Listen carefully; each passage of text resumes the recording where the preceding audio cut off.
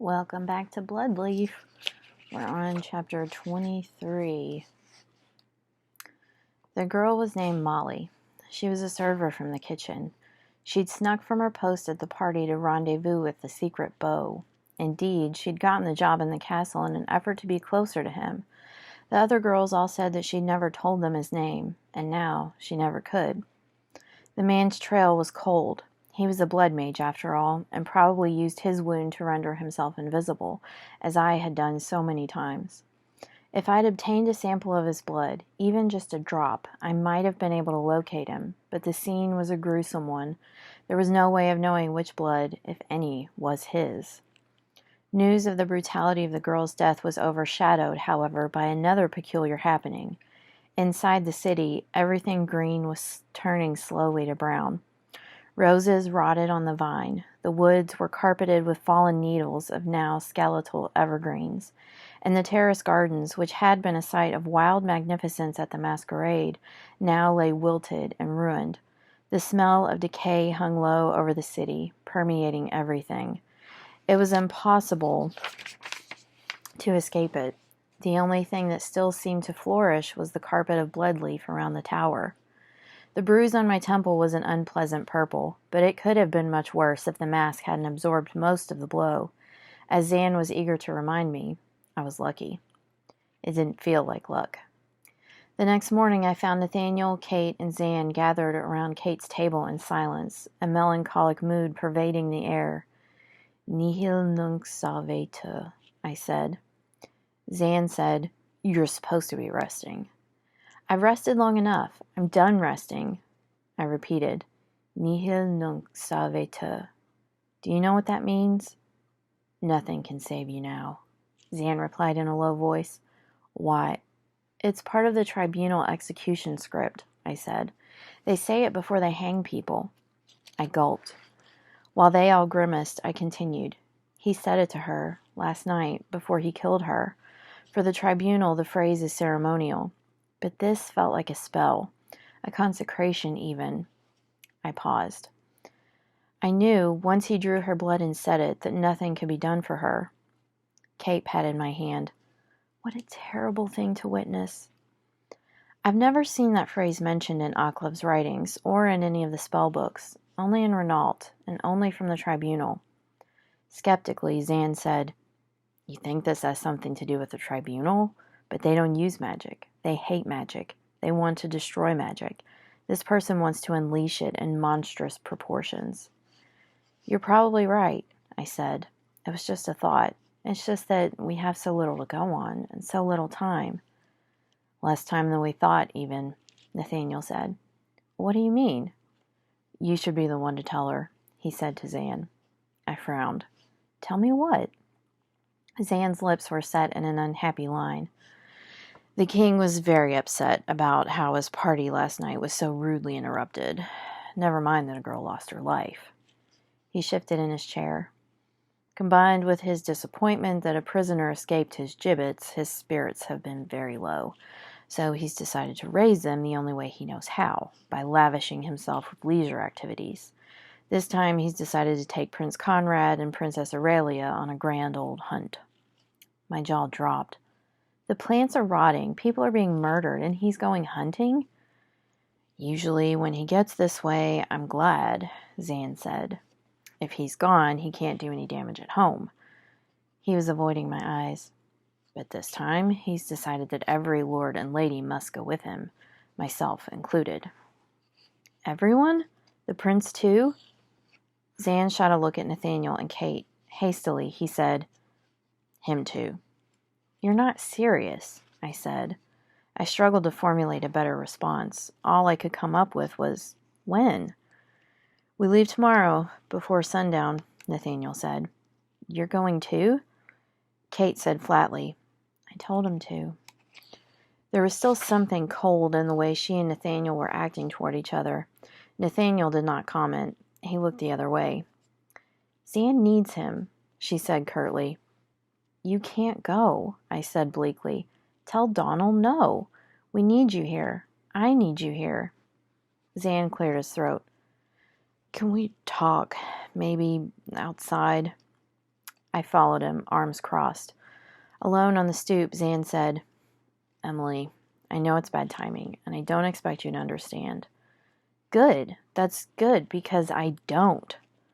"This is what my king has commanded." "Your king is a feckless half-wit." "That doesn't make him any less a king." "Doesn't it? I thought you were loyal to Aklava." "I am. That is why I have to obey the rule of its monarch." I heard the echo of my father's voice alongside my own. "Kings do not rule, they serve. The people do not swear fealty to a king, but he to them." "Damn it, Emily, I have no choice." "Look around you, Zan." I motioned to the decaying mulch of Kate's garden that only yesterday had been populated with cheerful yellow flowers. "If obeying Donald means letting his people suffer or putting them in danger, you have only one choice." "And what is that?" "Disobey Donald. Resist." "You don't understand." "I understand. We're in it up to our necks here, and you're going to take a vacation. You're running away when you need to stay and put up a fight." "Like you did with the tribunal?" I said dangerously, "You have no idea what you're talking about." He was inches from my face. "Neither do you." "Good luck on your hunt." I ended the conversation with a slam of the door. Kate kept herself occupied with sewing projects while I buried myself in books to distract from Nathaniel's movements around the house as he packed for the hunt. But though I was turning pages, I absorbed little of what I was reading. After I watched Kate sew and unpick the same seam 3 times, I suspected she was similarly agitated.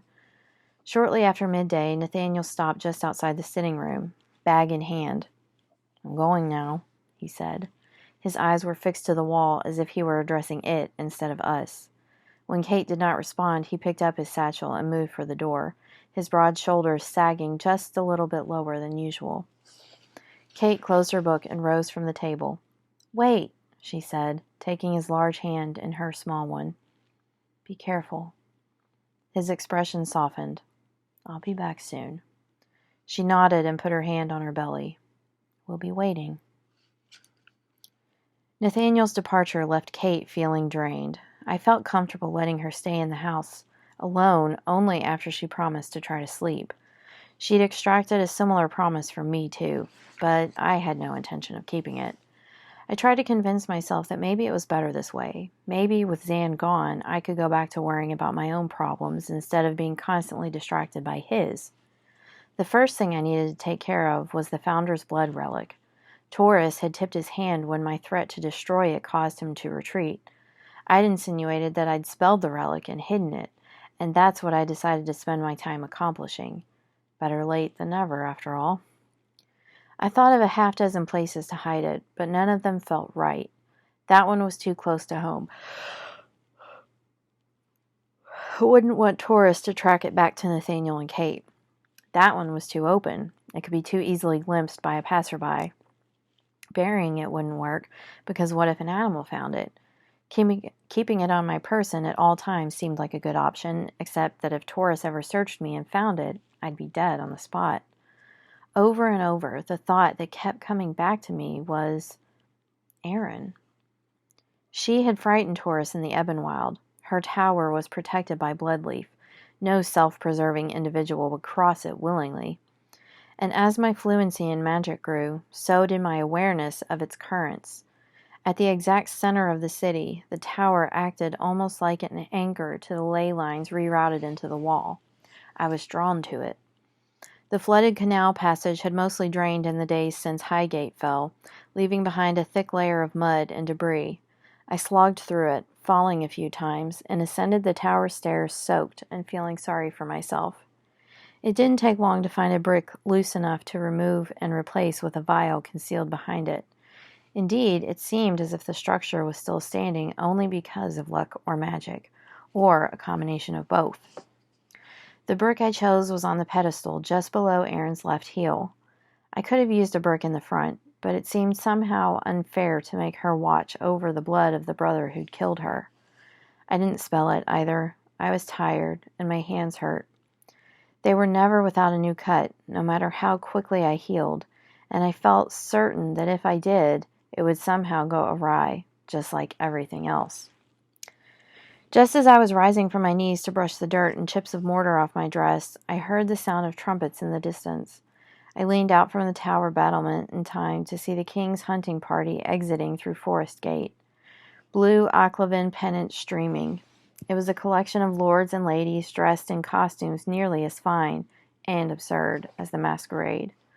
A half-dozen sleek hounds ran alongside the parade, barking for joy and nipping at the horses' heels. I caught sight of Lisette and Conrad's matching golden heads, just as they disappeared under the gate. Behind them, about 3 riders back, Nathaniel rode Nathaniel and Zan. I wanted to be angry, but standing there so far above the rest of the world, watching Zan blindly following the whims of this worthless king, I felt only sorry. For him, for the city he was neglecting, and for myself, because he cared so little for my good opinion when I would have moved mountains to earn his. Until this, at least. I was retreating from the tower's edge when I saw it, a tiny scrap of red fluttering in the breeze, bright against the wilted brown garden. It wasn't smart to go gallivanting across the castle grounds in the middle of the day, but once I'd seen it, I couldn't stop myself. I flew down the stairs and raced across the Bloodleaf to where I'd spotted that flash of red. Sure enough, it was a ribbon tied to the hand of an impish garden figurine. Red for north. I untied the ribbon and walked a few paces toward the fjord, but had to stop at the terrace ledge. Leaning over, I peeked down and saw a rock, mostly hidden by rotted bushes, that had been laid on top of something white, a small paper box. I opened it quickly and was stunned to pull out Conrad's figurine, carefully twisted into the shape of a swan. I searched my pockets, but I already knew I had nothing left to give him. Nevertheless, the thought of stopping our game was intolerable. As much as I wanted to keep this token from him, I couldn't. I couldn't keep standing out in the wide open, either. So I turned the pieces 1, 2, 3 more times, until the animal I was holding was not a graceful swan, but a noble stag. I traded the red ribbon for the one I'd come wearing, lavender, and left it under the rock. Then I moved east and hid the box under the overhang of one terrace stone and another. All the way home, I let my hair fly free as I cradled that red ribbon, as if it was the most precious thing in the world, because to me, it was. That is the end of chapter 23. See you next time for chapter 24.